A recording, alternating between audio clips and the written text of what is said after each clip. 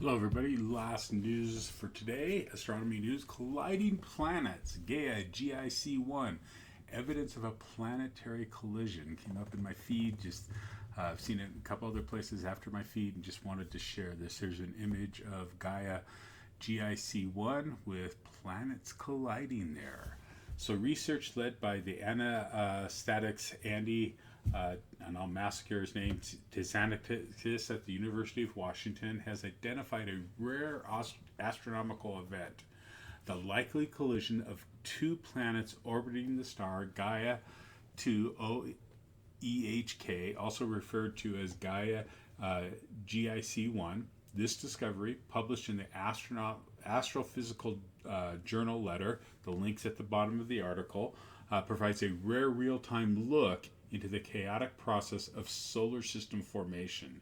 So here's the key discoveries. Right from the paper came this image from several of our telescopes from WISE, and it shows the star above, and the target was a sun-like main sequence star located approximately 11,000 light years away in the constellation of Puppis. The anomaly, it started in 2016. The star exhibited three distinct blips in brightness. By 2021, the light output became highly erratic, flickering wildly, which you can see in the images above from the paper. The infrared smoking gun, while visible light dimmed due to debris blocking the starlight, infrared data showed a massive spike in heat. This suggests that the debris was glowing hot, a hallmark of high-energy planetary impact.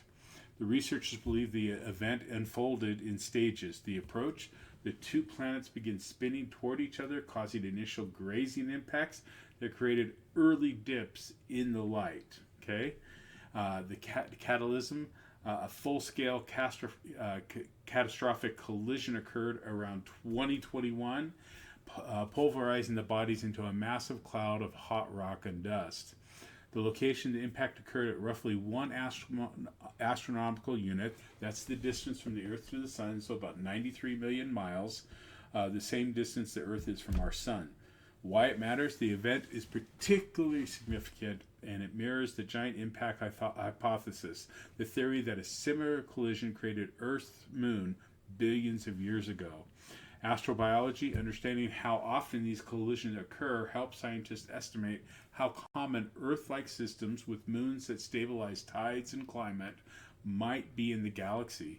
Future surveys, the study serves as a call to action for the Vera C. Rubin Observatory, which is expected to find up to 100 similar impacts over the next decade once it begins its survey, and which it's already starting to do. There's a link to the article. Hope you found that interesting. Thanks for joining me. We'll catch you next time.